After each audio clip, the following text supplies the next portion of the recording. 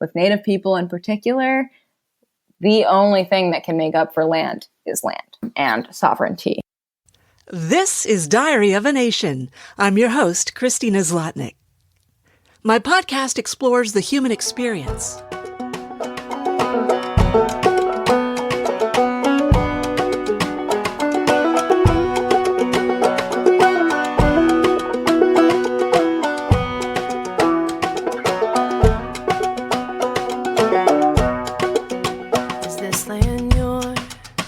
Is this land mine? The fault lines crack and the fists they fly. In the heat of the night, I touch the falling sky. You're listening to Shaking as It Turns from the second album by the folk band Lula Wiles. Abenaki Native Mali Obomsawin sings harmony vocals and plays upright bass on the song. She's a musician and an activist. She studied at the Berklee College of Music, and she's a Dartmouth alum. We could spend an entire episode discussing her folk music, but today we'll focus on her activism. Molly, let's start with terminology. I grew up in Oklahoma, and I use the terms Native American and Indian. Indigenous, though, seems to be the preferred term today. Do you use the terms more or less interchangeably? So I think that it really varies person to person. You know, it's kind of an individual choice, but I do have some feelings about all of them. And Indigenous is a really broad term, you know, that can apply to Indigenous people all over the world. And so there's a lot of benefits to using that. But I know that a lot of Native people from Turtle Island, from the Western Hemisphere, prefer to be referred to as their specific tribes, you know, so I would be Abenaki Nation. And Native American is very, I think it's trying to do justice to sort of the inaccuracy of Indian, you know, because that term is just sort of lazy to use because it's wrong, you know. There's a nation of India that is not here. But Native Americans sort of misunderstands the relationship that our people have with America itself, you know, that we fought against citizenship for a long time because we didn't want to be assimilated into America. So sort of to refer to us as Native American or American Indian kind of misses the point there, in that we're not, our peoples were not originally, and many of us today still are not trying to be part of America. We predate America, and that's sort of the foundation of that relationship. So Indigenous, perhaps?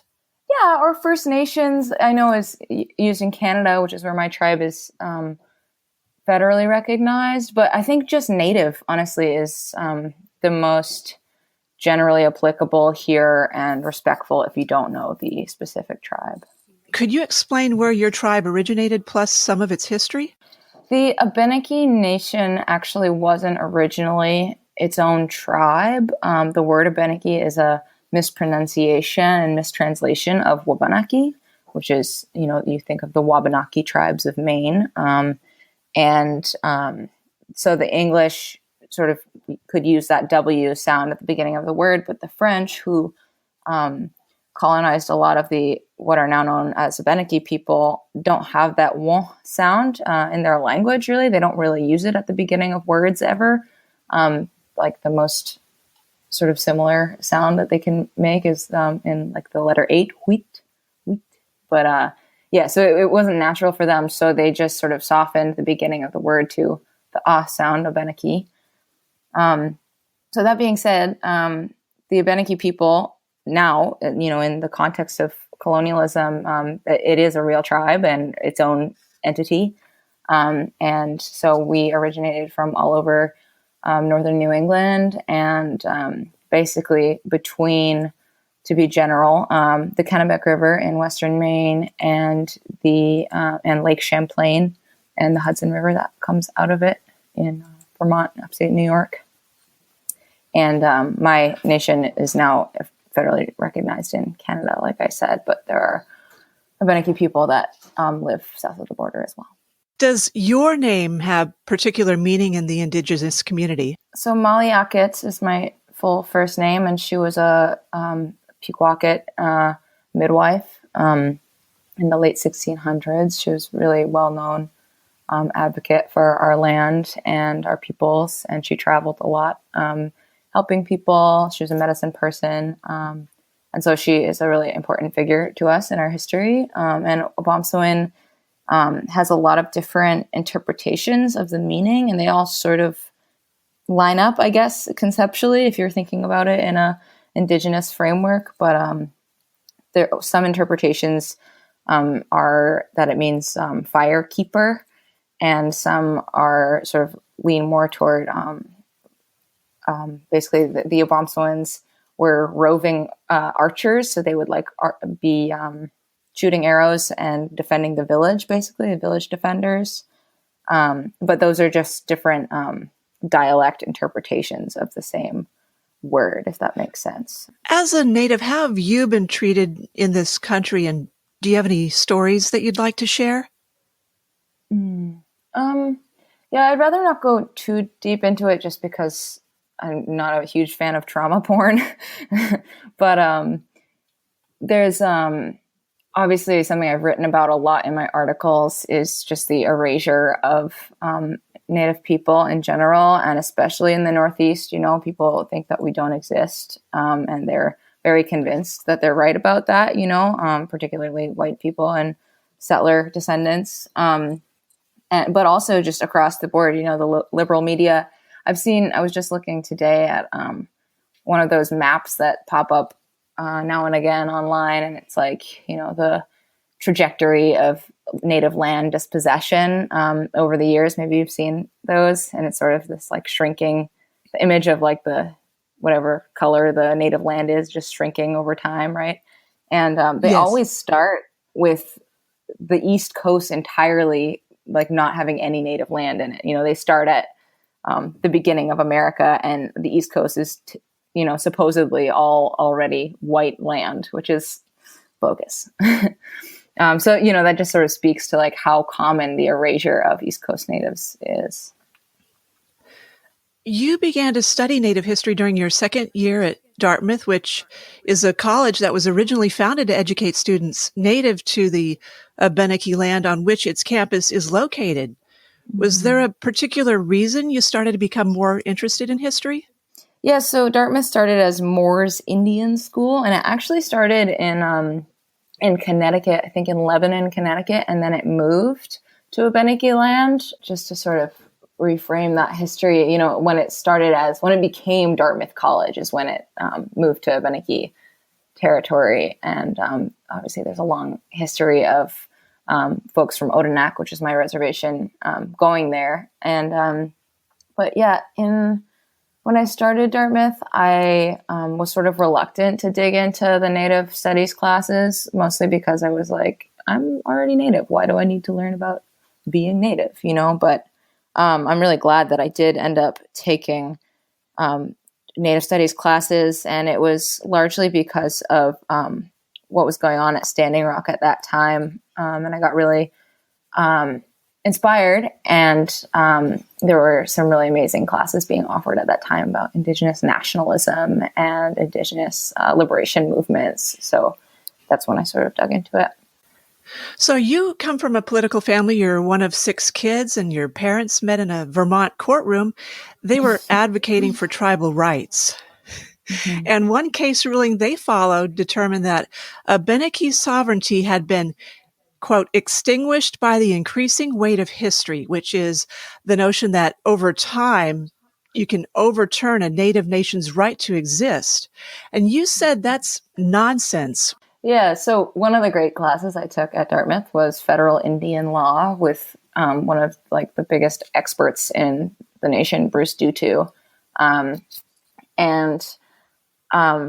We studied sort of all of the major cases in the federal Indian law canon and all of the precedents, and basically the ruling that Native title can be extinguished merely by the passage of time is just like completely against all precedents, legal precedents set by the Supreme Court. And,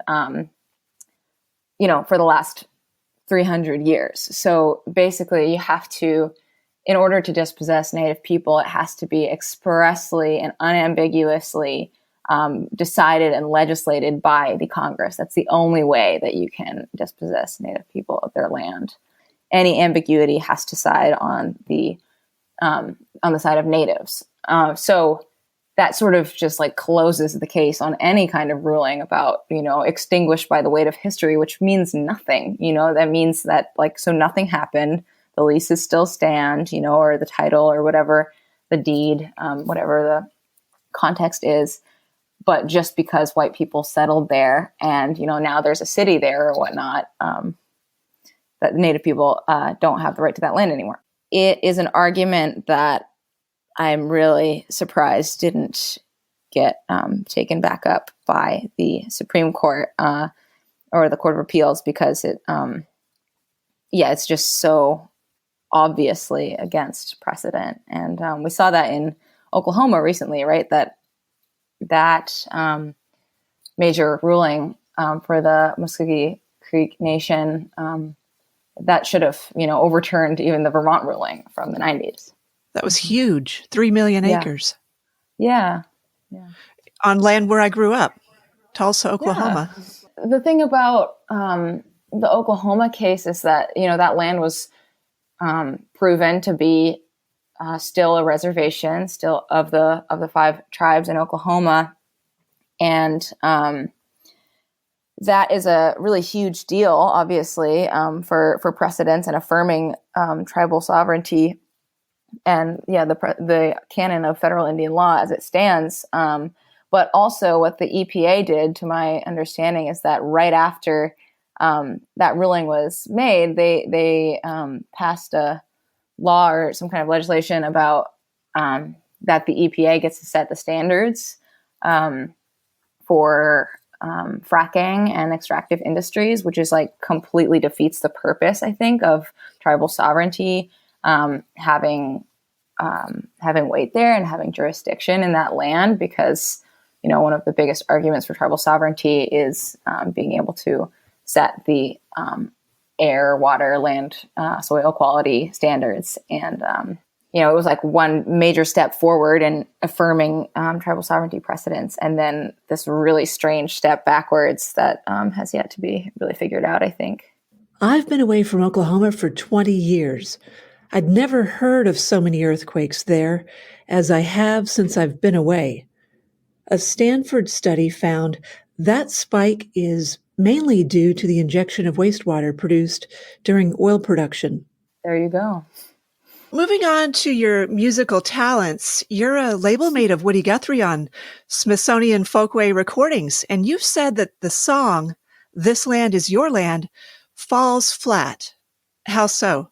I think people can read my article about it because I go into it pretty deeply, but and I wouldn't be able to cover it all here, but mostly just because it's a song that tries really hard to include everyone, and I think that everyone, to liberal folks, has often still forgotten about Native people, because our issues in this country are so fundamental that they just get looked over or brushed under the rug deliberately. And that article that I wrote for Smithsonian Folklife magazine about This Land Is Whose Land, it sort of talks about just how inadequate a lot of liberal justice, social justice, I'm talking about the song in particular, social justice anthems, I guess, but also just the framework and the mindset tends to step over the conversation or step around the conversation about Native people, because it is, it's just hard to get anywhere in terms of imagining justice in America when America itself is founded on injustice against Native people. Right. I don't think everyone realizes that Native tribes hold this unique legal status in that they're sovereign governments and they conduct nation-to-nation relationships with our federal government. So whose land is this land that we call America? It's all native land. Spoiler alert. It always has been. And how do we imagine justice here with America, quote unquote, still standing? It's kind of a big question that Native people have a lot of ideas about, but we can't just plant a flag somewhere and claim that it is what we say it is, especially, in foreign soil that has complex civilizations and economies and relationships with this land already standing since time immemorial. Like you can't just go in and plant a flag and just claim that you are the ruler of a place, but that's exactly what America did. And so to a lot of Native folks, this country is just like a complete farce. It's a conspiracy, for lack of a better word. And in order to begin to make up for that and begin to sort of even broach that subject, I think we have to have a serious conversation about sovereignty and sort of who makes the rules or who calls the shots in Indigenous land. You would think that it should be the Indigenous people of the land doing that. That's not to say that everyone has to leave, because that's not realistic. But I think that the first step toward any kind of healing relationship would be that Native people get to decide what happens to this land, because we know it the best. We come from it.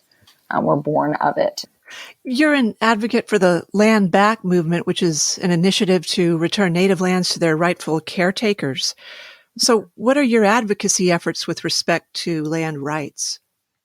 I mean, I support everything that's going on the federal court level and state courts, in terms of taking that avenue to get land back. I know that there's, cases like the Oklahoma cases, and in my home state with the four Wabanaki tribes of Maine, recognized Wabanaki tribes of Maine.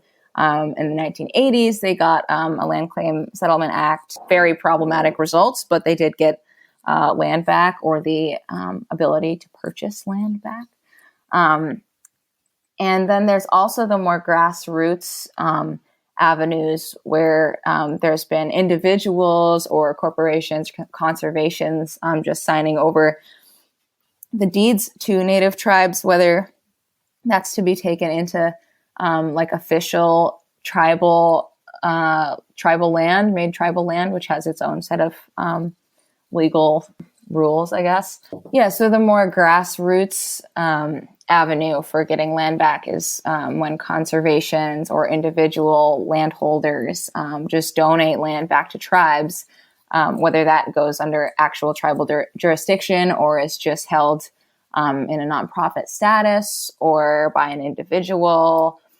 There's a lot of different ways you can go about that, but there's been a number of examples of land back that have happened just in the last couple of years. I have a list of them in front of me, so I can cite them. The Oklahoma case was won through the Supreme Court.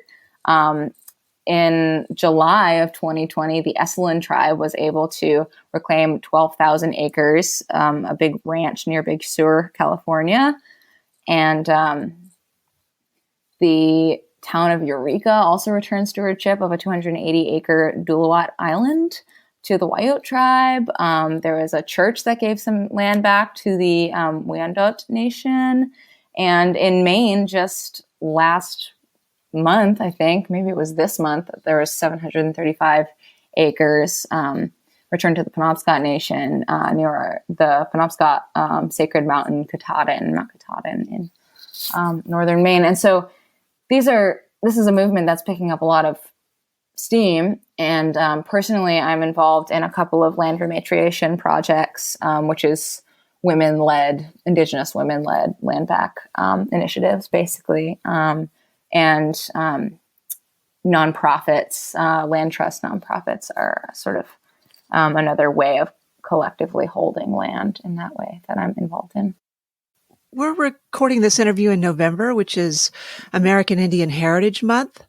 Columbus Day, as it's named by the federal government, or Indigenous Peoples Day, as it's known in several states, was last month. And then Thanksgiving is this coming week. I attended Columbus Elementary School in Tulsa, Oklahoma, obviously named after the Italian explorer.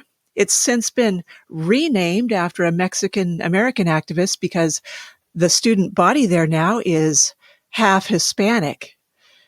It seems more appropriate that school should have been named initially after a native instead of Columbus.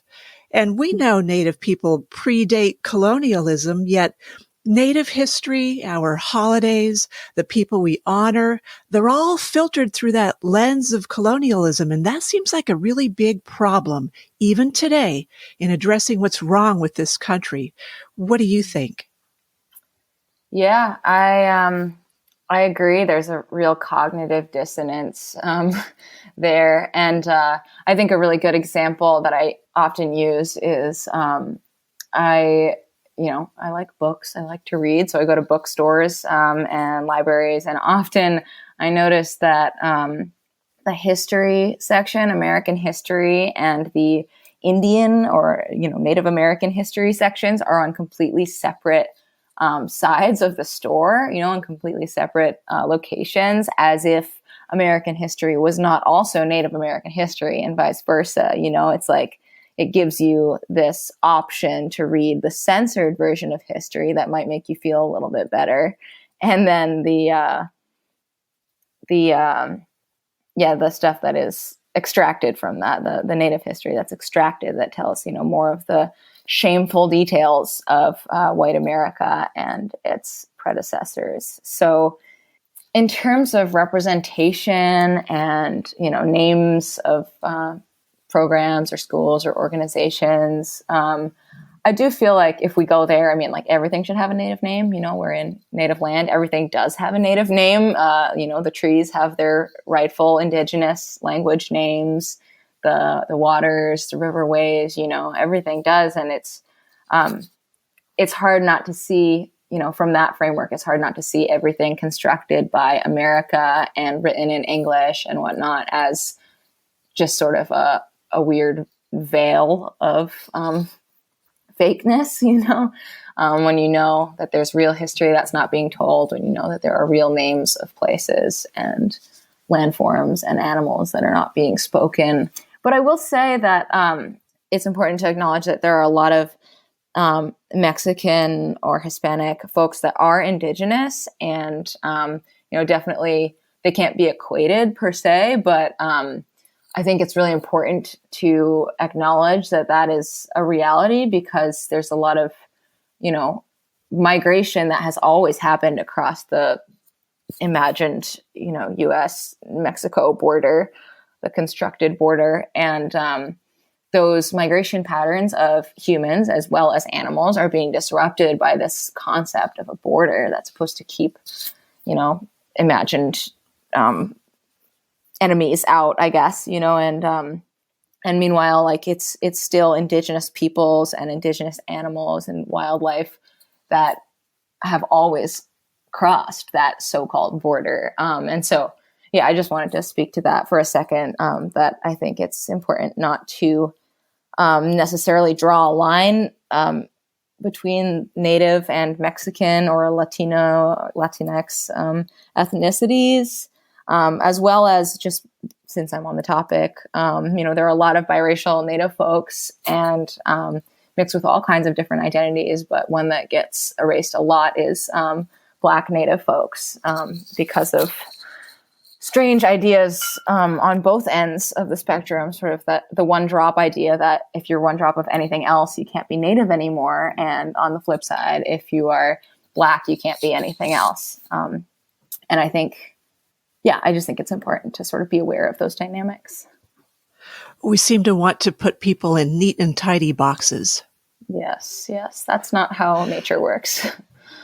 So let's talk about Black, Native a little bit later, but let's explore Earth justice now. Your community embraces the concept of 7 generations thinking. Explain how that manifests itself in terms of environmental justice.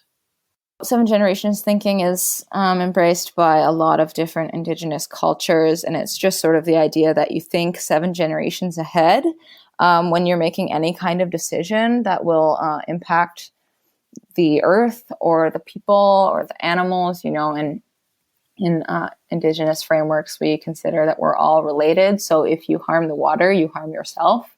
If you oppress the plant life, with I don't know, I think of Monsanto when I say that, then you actually are making yourself less healthy and the rest of the animal kingdom, so to speak, less healthy. So that interconnectedness and the relationality of all those things is really baked into the 7 generations thinking. In terms of protecting land and climate justice and whatnot, the indigenous people of the land protect 80% of the world's biodiversity, and we've been defending and protecting the lands that we come from since time immemorial, but particularly since facing colonialism, which is in itself an extractive industry. So for 7 generations thinking, like we defend the land because we imagine, 7 generations down the line, will this food source, this river, still be here? Will it still be able to provide food for our great grandchildren? And so, in the face of colonialism and capitalism, right? Like so often you'll see that dams or mills or other pollutive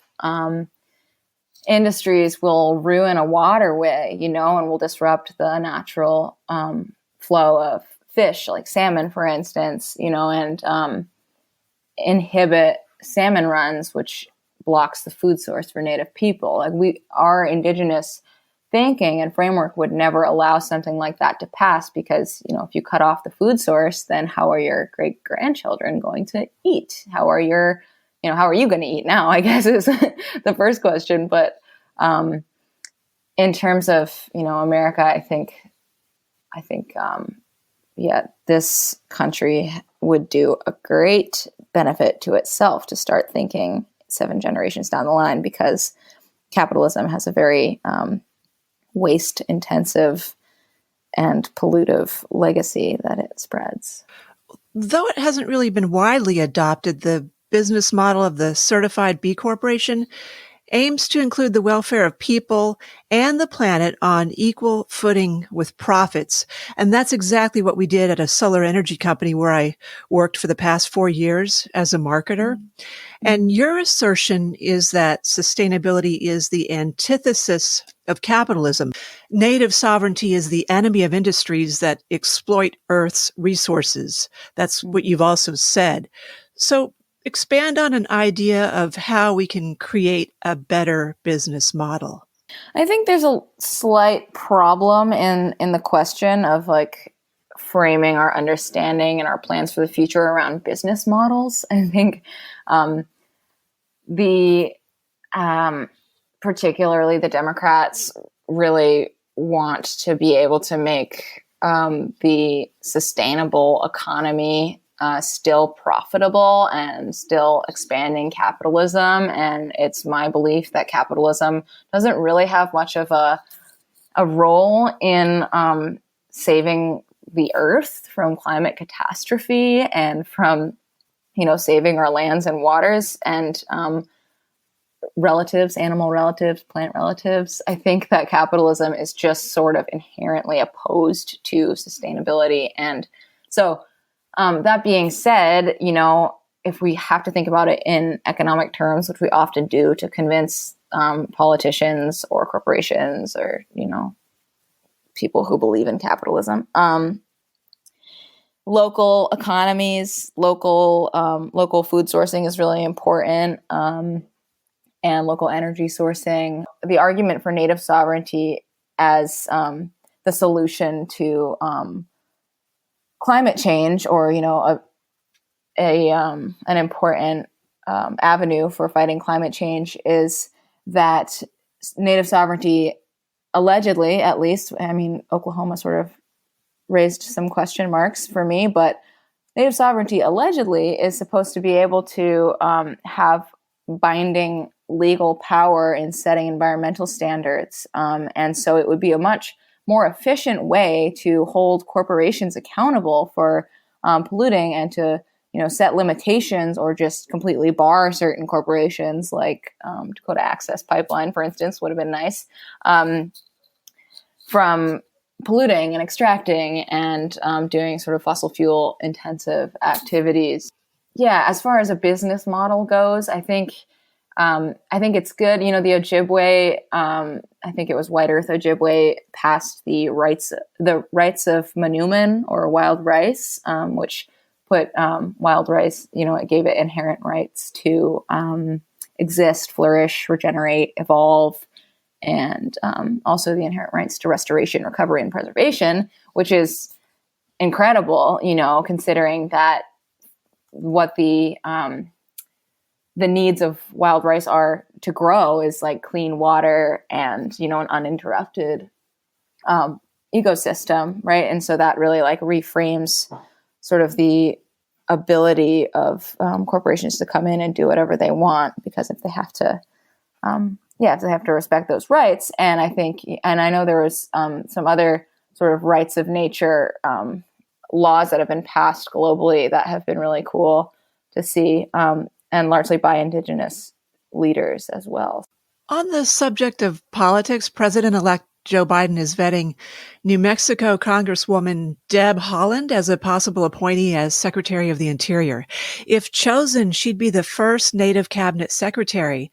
And it's ironic that our current Secretary of the Interior is a former oil and energy industry lobbyist, basically the fox guarding the henhouse. If Holland is selected, how do you imagine she'll advocate on behalf of the land, given how Native people in particular often live intimately with the land? So I think that there's inherent problems with the identity politics of sort of representation in the U.S. government. I say that for a lot of reasons, but one example is that I think there's like a number of Native Congress people from Oklahoma, and most of them are Republicans, so I think we can't necessarily assign values with ethnicities per se, or, tribal affiliation or whatever. But the Secretary of the Interior, obviously, that's where the Bureau of Indian Affairs is located. So that could be really important if she were in charge there. But I don't know. It's a hard question because we really can't assume anything just based on Native folks' Native identity. And I think that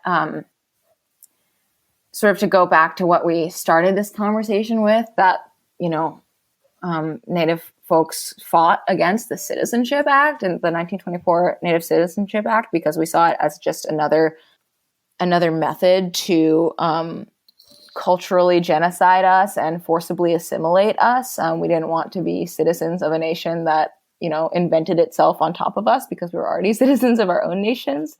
So I think that while representation, I guess, could be good in any place where it has previously not been, I don't know how much leeway Native folks really have to do much change from within the oppressive structure itself. Yeah. Your activism is at the intersection in some ways of Black people and Native people, as we referenced earlier. Black voters in Georgia and Native voters in Arizona did a lot of the heavy lifting to turn those two states blue in the service of electing Biden as our next president. What conclusions do you draw from those two examples? The electoral process, national elections are really frustrating to me for so many reasons. And I think it's really important to understand, because of the context of Native people in this country and our citizenship and our voting rights, which at least in Maine, we didn't get voting rights until the late 60s, I believe. And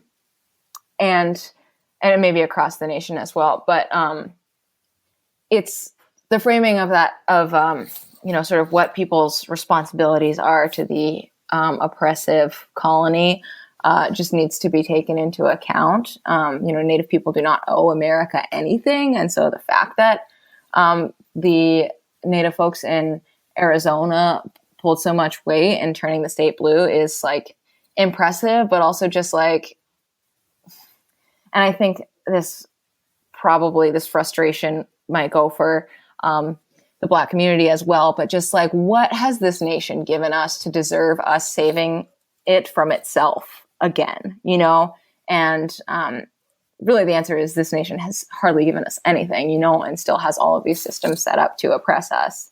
I will also say, I'm not Black, but I stand for the liberation of all people and Indigenous sovereignty, Black liberation, and BIPOC liberation as well.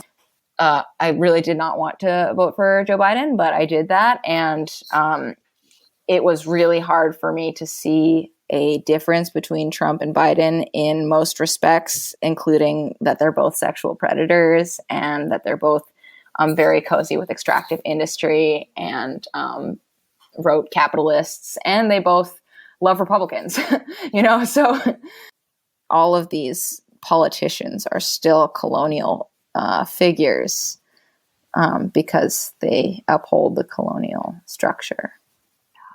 Wilma Mankiller, she was the first woman elected as principal chief of the Cherokee Nation, and she had a deep and lasting friendship with feminist Gloria Steinem. And Steinem kept a vigil at Mankiller's bedside in Oklahoma as the chief, Mankiller, lay dying of cancer about 10 years ago.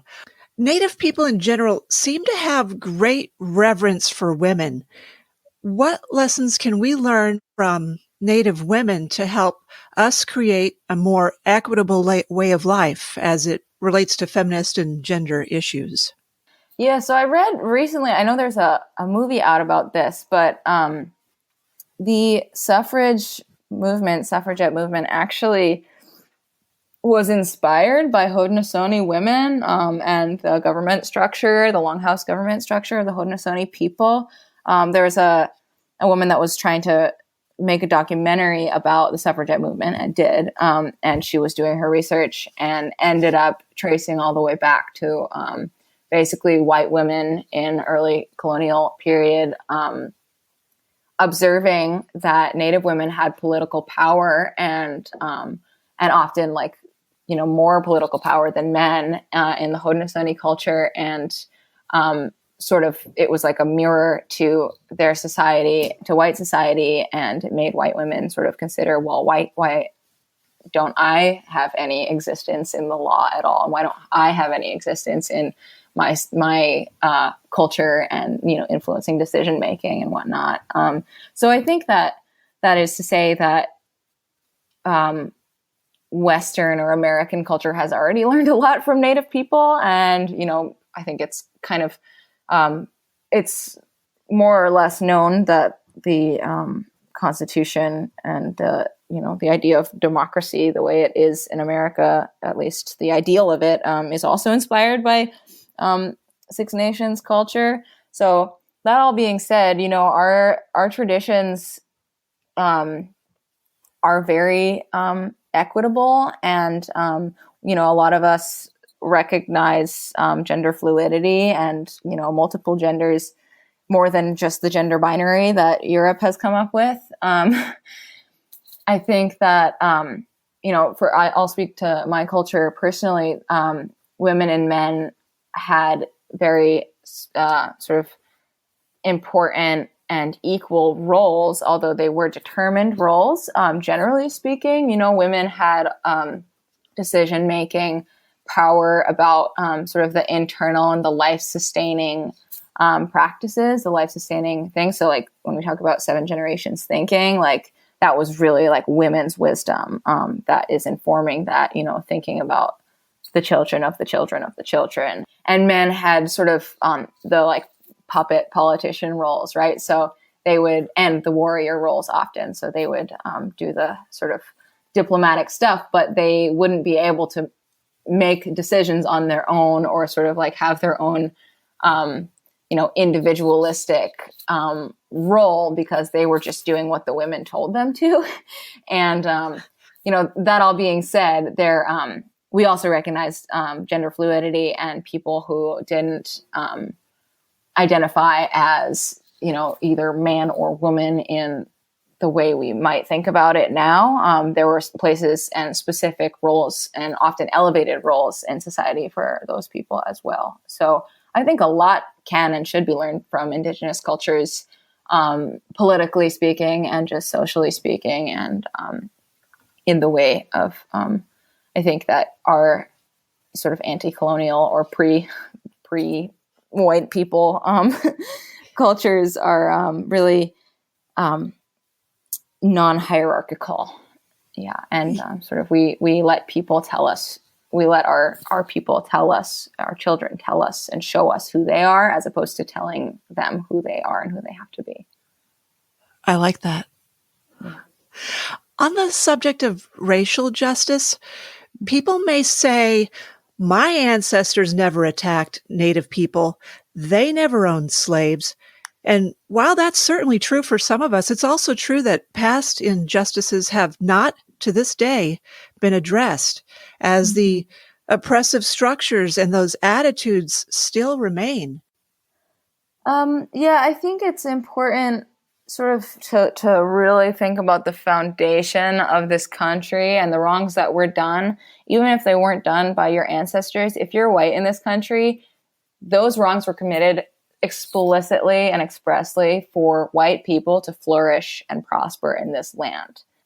There are a lot of more recently immigrated folks who are white, who especially feel offended by being roped into that guilt or something, or that blame. And I think just the context of, regardless of when you got here, you're still living in Indigenous land. You are still occupiers of Indigenous land, and you're still benefiting from the structures and the systems built on top of Indigenous people, on top of the dispossession and genocide of Indigenous people by white colonial settlers. You can't really just shrug off the history when you're still sitting on top of its spoils, and you're still creating history. You are building upon that legacy, resting on and building upon that legacy that you inherit as a white person here. I think it's important to note that colonialism is worldwide, and there are a lot of folks who immigrated here as refugees from colonialism in one way or another. And I think that's respect for those people and those stories is really important. And I think that sort of another argument for Indigenous leadership in our land, Indigenous sovereignty, is to let us figure out how to heal from colonialism together, and what that means for all of the people that are here now. I think it's important when we're talking about who's a settler and who's not a settler, that people who were human trafficked from their land and colonized on foreign soil are in no way, shape, or form settlers, and never could be. Right, by definition. Yes. We know that human DNA is 99.9% similar, and we also know now that racism is a social construct, yet it persists, that stereotyping, that perceived inferiority. But labeling racism as such often seems to shut down what could turn into a productive discussion.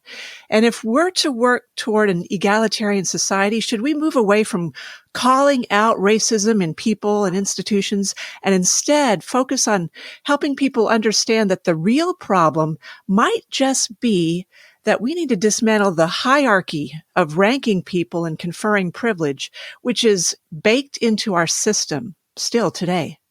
I think that racism, it's really important to be able to call racism for what it is and call it out when it happens. I think that, it's been said to be a radioactive term, but it is also radioactive to be shot at for the color of your skin or put in jail for no reason just because you are of a certain race. So I think being able to name that is really crucial. But I also think that America at large really doesn't understand the legacy and the history of racism, that it was invented specifically to justify the dispossession of Native or Indigenous people from their land, or enslaved people from their own bodies, and from their own agency. And so, race is used as this tool within capitalism, right? And it always has been. And I think that this country is such a ball of propaganda for capitalism, and so it's really hard to sort of poke through that and lift the veil on like the relationship between capitalism, colonialism, and racism, because they are all mutually informing and mutually benefiting elements of sort of the same monster. So we really can't get rid of that term, because it really does have a lot of meaning within the racial capitalist globalized world that we live in, which, as an Indigenous person, I feel that I can really see the root of the way that colonialism has really caused all of these problems that, America is very slowly trying to confront today. Capitalism is a really important element to the conversation around racism in itself. What do you hope are people's takeaway from our conversation today? First and foremost, the only reparation for land is land. When we're talking about reconciliation and reparations and whatnot, with Native people in particular, the only thing that can make up for land is land and sovereignty. And I think that I would hope that people sort of recognize the collective ignorance about the political relationship between the United States and Native people, because our treaties that have been ignored for centuries are standing and binding federal law, and America tends to break and twist its own laws in order to usurp the power of Native people and the sovereignty of Native people time and time again. And I hope that a takeaway is that by actually recognizing this sovereignty and supporting it, we can first and foremost fight climate change most effectively. And I think that tribal sovereignty is maybe a scary term to a lot of non-Native people, but I hope that this conversation might convince people that it shouldn't be. It's a matter of respect, and honestly, it's the most fundamental thing that we can do to combat both racial inequality and climate catastrophe in our world, is to recognize and respect the sovereignty of Indigenous people and to follow our leadership in protecting the earth that we know most intimately. Mali Obomsawin is a contributor to Smithsonian Folklife magazine and the Boston Globe. Links to her articles appear in the show notes. Do you have a compelling story? Or do you know someone I should interview? Message me through social media. Follow the podcast on Facebook, Instagram, and Twitter at Diary of a Nation. That way you'll never miss a new episode. Tell a friend to listen too. That's how we grow our audience and continue podcasting.